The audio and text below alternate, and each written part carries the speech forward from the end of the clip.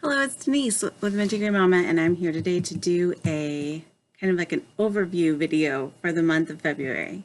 And if you saw my last video, I had a few issues with buying new things, and yeah, so I didn't get to use them all this month, but I will be kind of incorporating them in the future.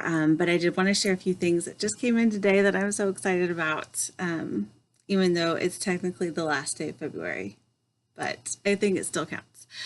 So, um, just to get started, a couple of crystals that I have been working with in the month of February are labradorite. So I don't know if you can see this labradorite pendant, and quartz. A lot of quartz. I actually have. Um, it's kind of a long story, but this little piece of just like this broken piece of quartz. And there's a weird backstory behind it, but I've been carrying this around. My kids gave this to me, and I just kind of, as soon as I got this, I bonded with this crystal, and this particular one. And I've been carrying this around with me. I have it with me at night, like not every night because I do like to work with more than one crystal, but this has just been, I don't know, there's something about this particular piece.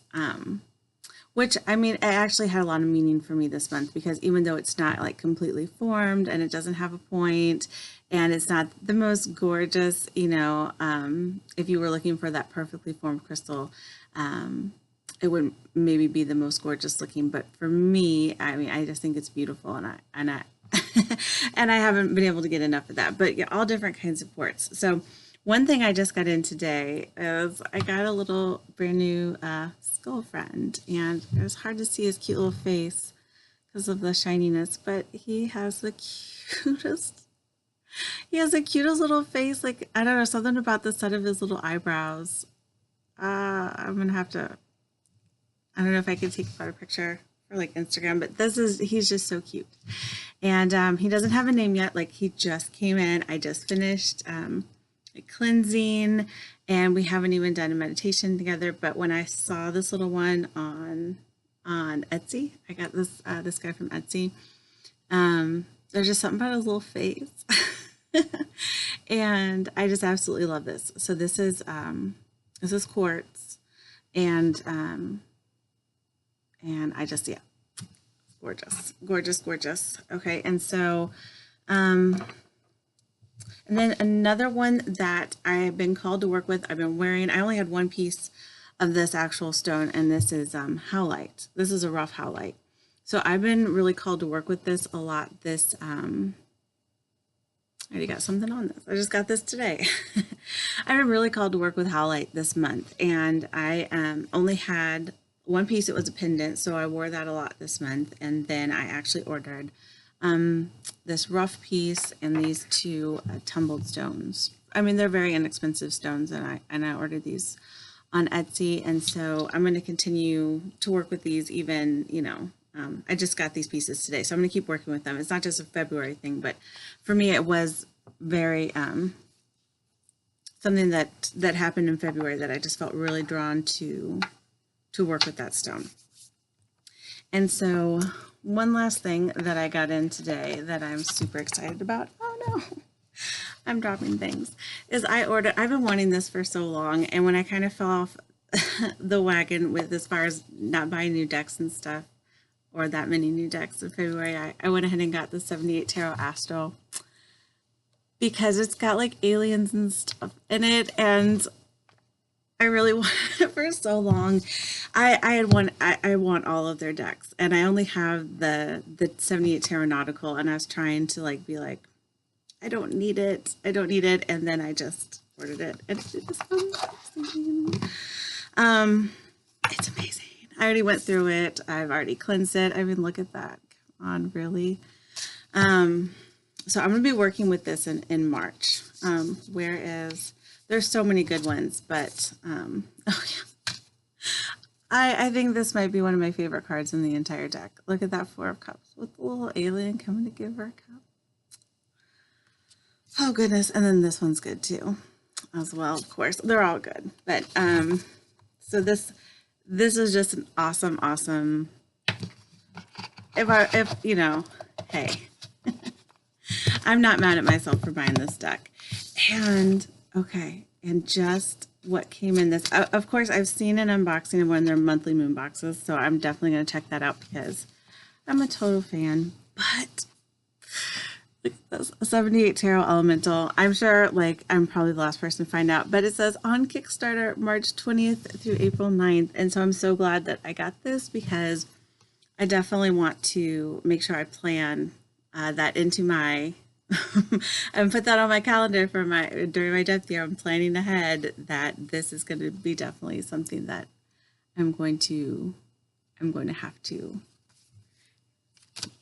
back on Kickstarter. I have whenever I backed a deck over a year ago on Kickstarter and I still have not gotten it. And so I had kind of and that was the first deck I ever backed. And so I had kind of a bad start with Kickstarter decks.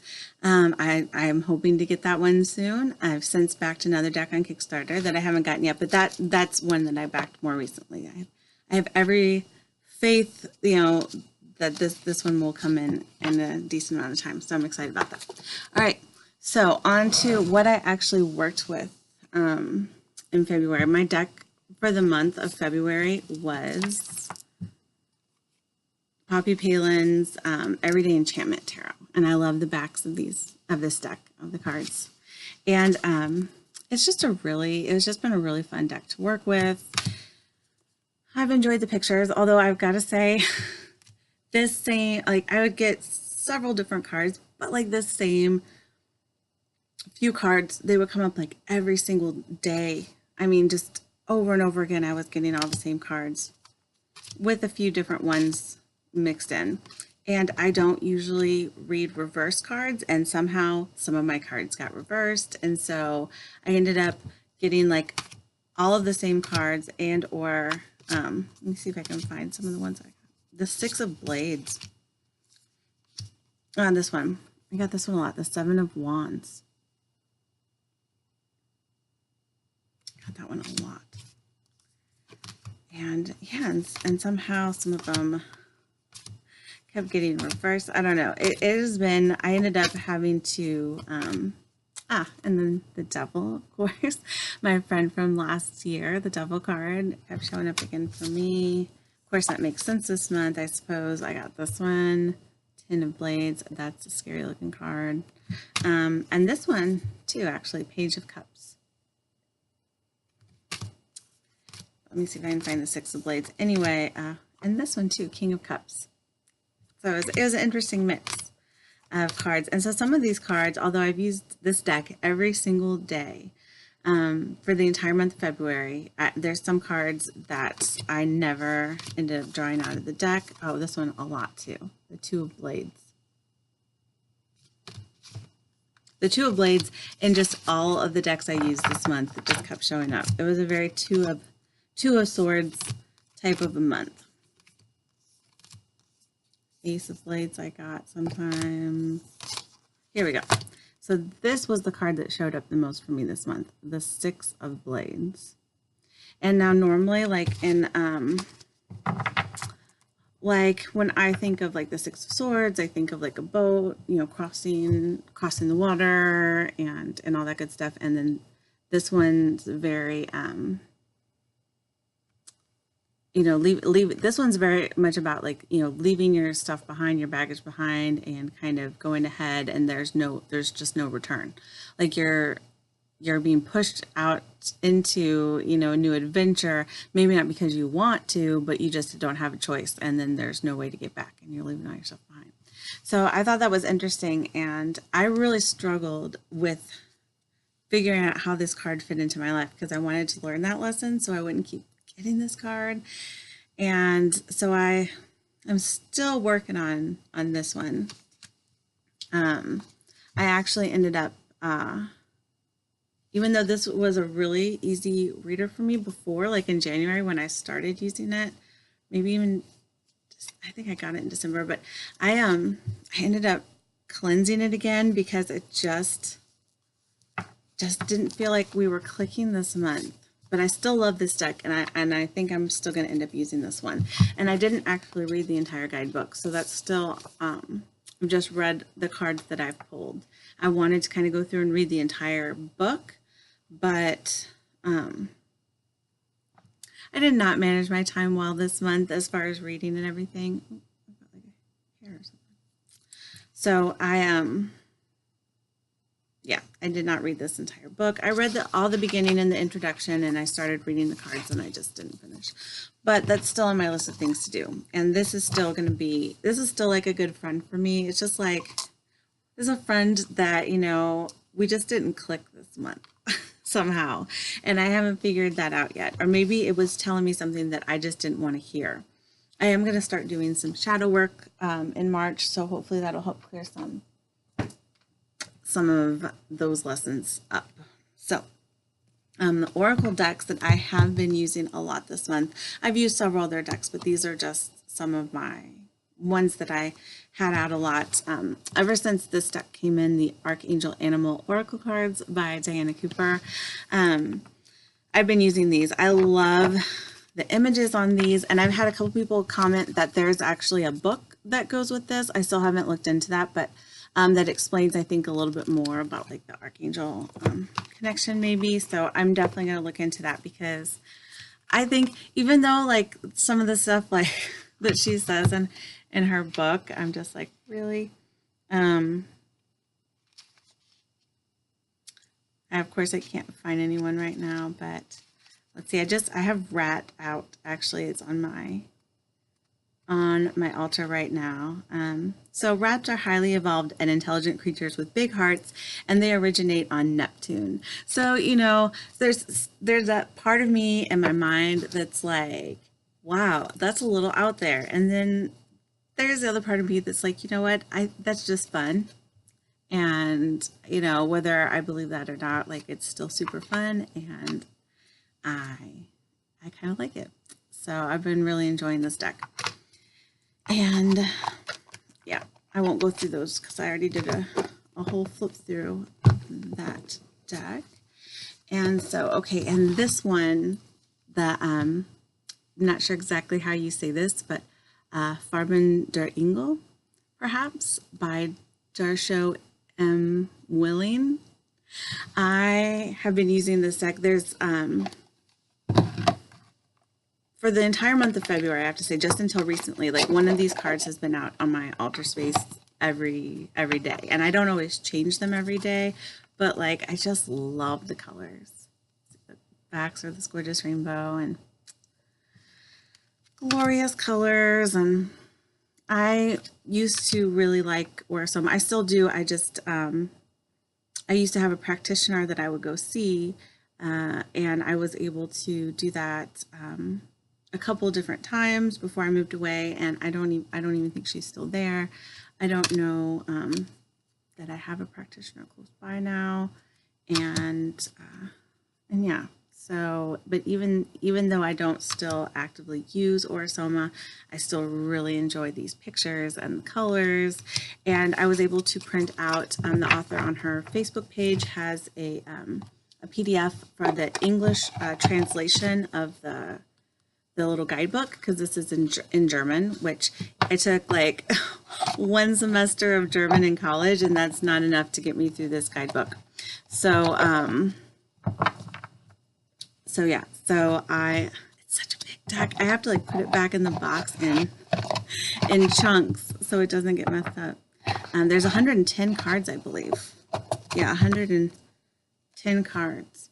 So yeah, I was able to get the English translation. So I'm able to read the meanings of the different cards, and that's been really fun to work with in February.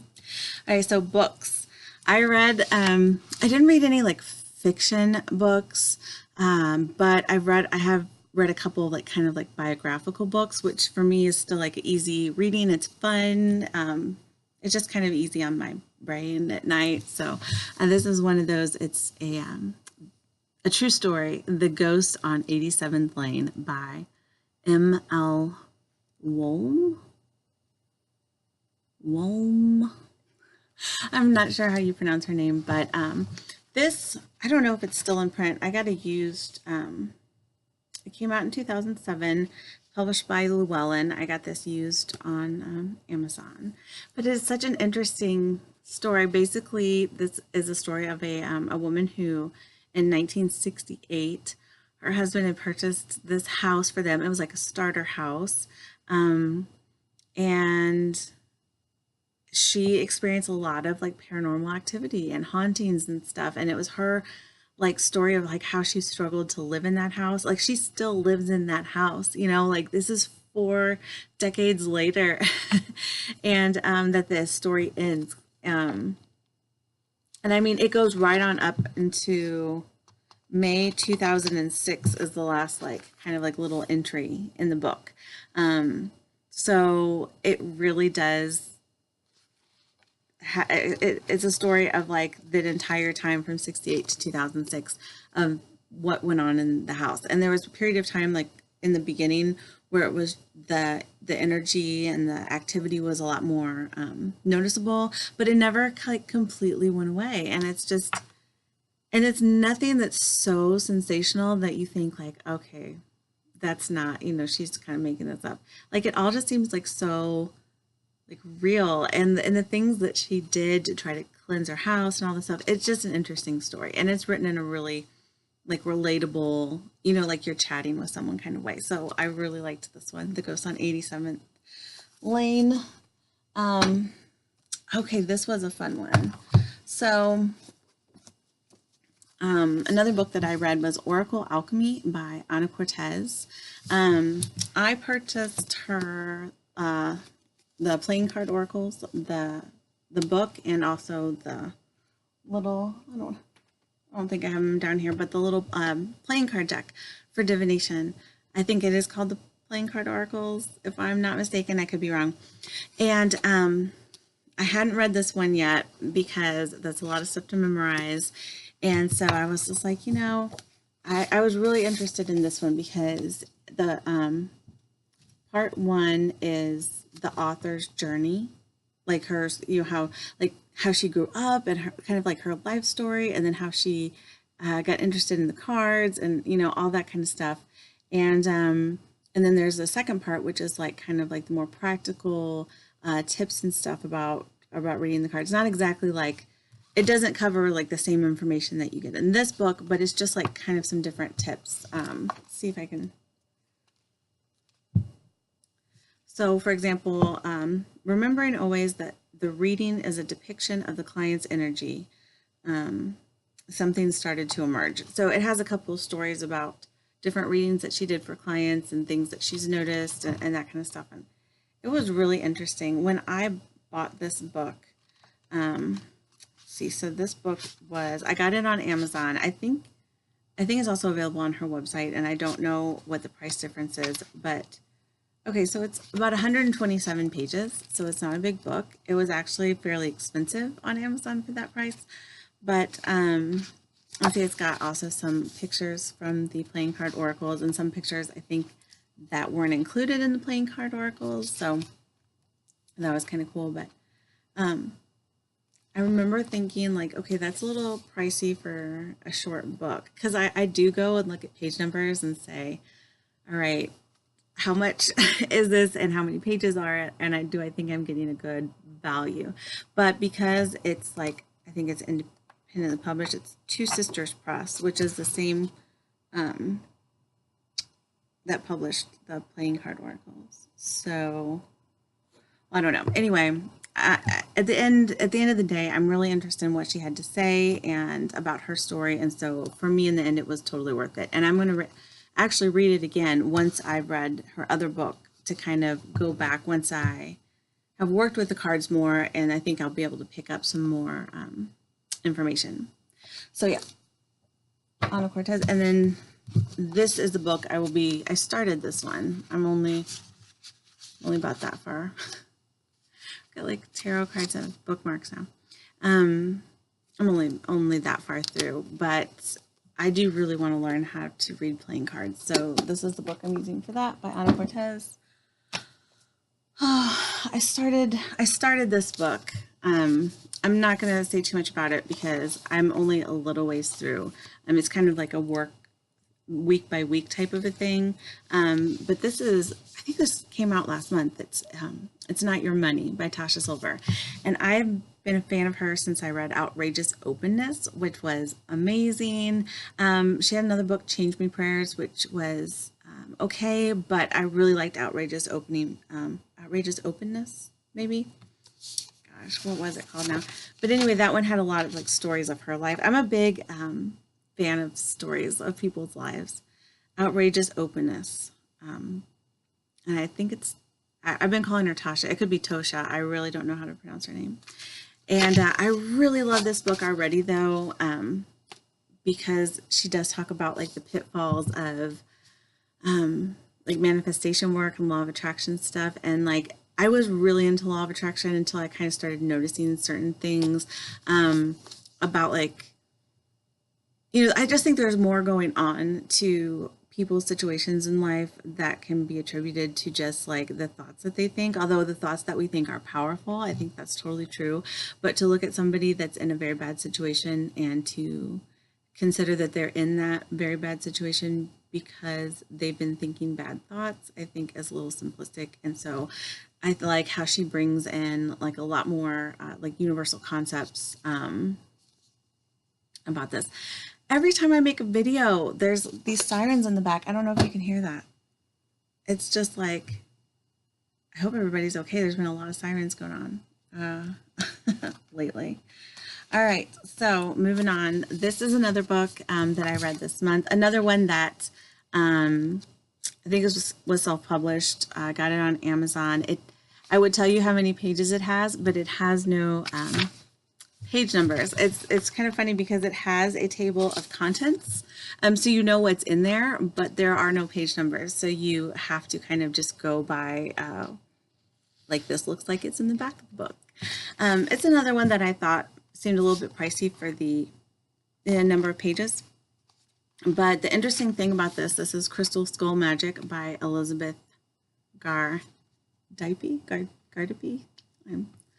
I don't know. I'm so sorry about that. And the interesting thing about this book is the author is a crystal skull tribe keeper, a crystal healer, a shamanic practitioner, high priestess, and she is an active elder in the pagan community throughout the U.S. with covens from coast to coast. So her approach is from a very like pagan viewpoint, which makes it interesting because she has like these little, I think she calls them chants that you can say, and these like spells that you do. So this is more about like, it's got some meditations, and I've done several of the meditations, and the one to meet your crystal skull is really fun. But it also has like these little spells, like to bring self-love or understanding human nature. And it has this whole thing in the back about gridding. So, I don't know, you can see that, but let me show you a picture. So here, for example, like different grids you can do with different crystal skulls and crystals. And I might not go and get like every, crystal for each grid, but it's definitely, I think, nice to have the pictures there so that when I'm working on my grids, like I can kind of refer to those for ideas. So that's kind of fun. And then she has this whole section in the back of chants. So she says, how to use them with your crystal skulls. And then you have like a chant to receive a message, a chant to draw in crystal skull energy, or to receive assistance, and it's like several pages of those, which are just, like little poems. But like, for instance, a chant to heal the earth is, shine your healing light upon this alien world this night. Crystal skull, use thy power, heal the earth this very hour. And I know, like it's not the most like long, intricate thing, but I think that that's really nice to have those, already kind of written out for you. So anyway, I liked this book. if you're interested in using crystal skulls, this doesn't have a lot of information about like crystal skulls and their background and why they're powerful or any of that. It basically, if you're already working with crystal skulls and you want to use them in like magic and spells, and a couple of different meditations, this was a really good book for that. Oh my gosh, so many things. Okay, and so this is another book that I am almost done with. I did not budget my time well this month, but this is Jambalaya, and I might, I'm not sure how to pronounce the author's name, but I think it's Louisa Teich. And this is a book, let's see how she says it.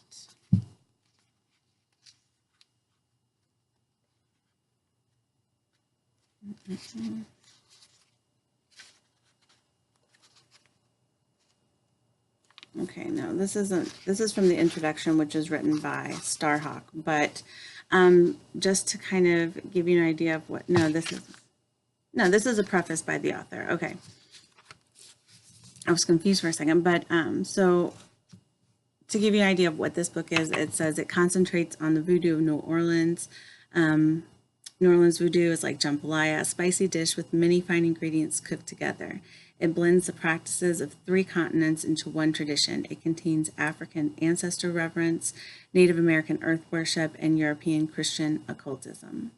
So voodoo is not a practice that I do. It is not part of my path right now, but it's something I've always been like interested in, just curious about. I've like, especially New Orleans voodoo, I've been to New Orleans, like, and I went and did, like, I went to the resting place of Mademoiselle Laveau and,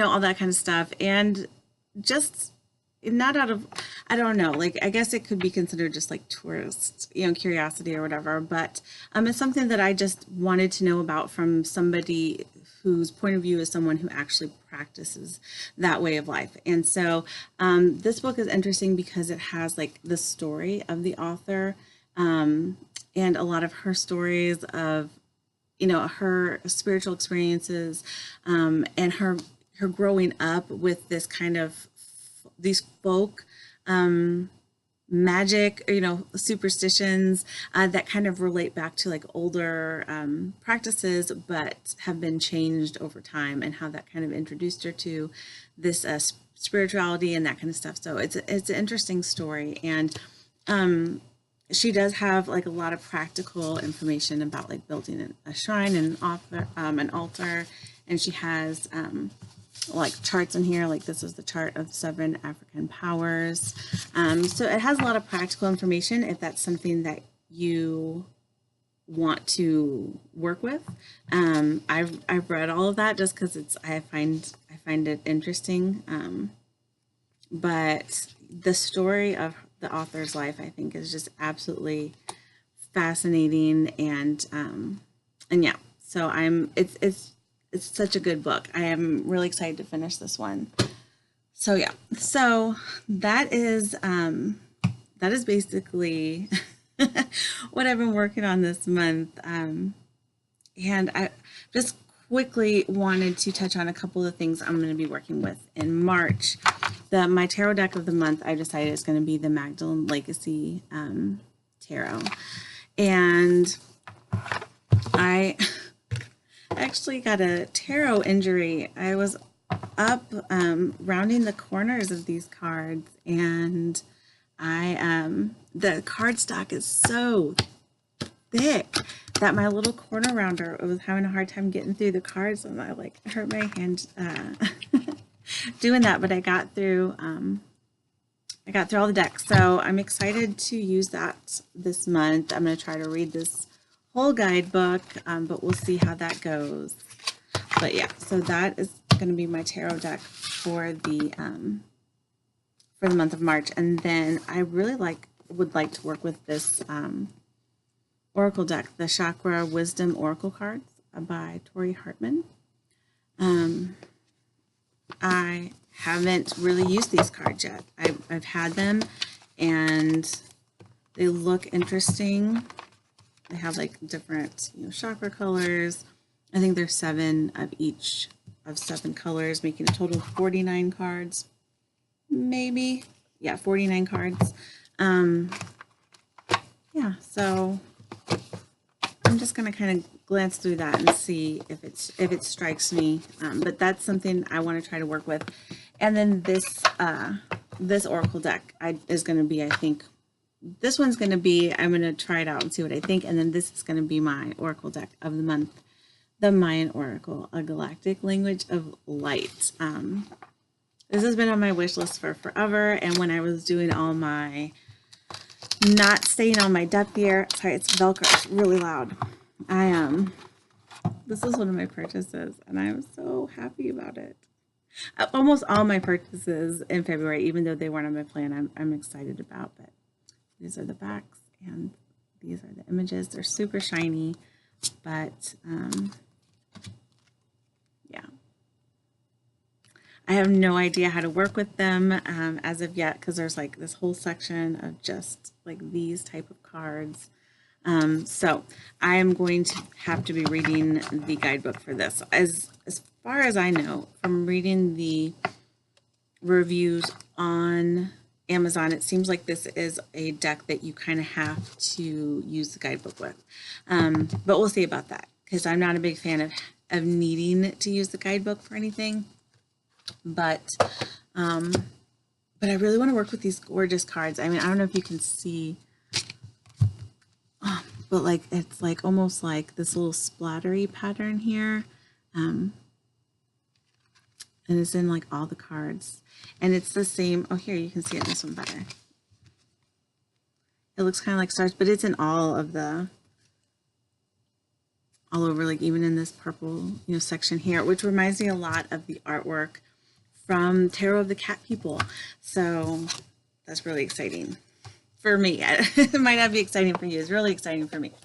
So before this video, I probably have other things I was going to talk about, but before this video gets super long, yeah, that's kind of what I've been up to in February and things I'm going to be doing in March. And I'm really excited in March to kind of get back into my depth here and start working with my stuff more in depth and spending my time a little bit better. So I will talk to you later. I hope you're having a good week and I hope you have a good March. Bye.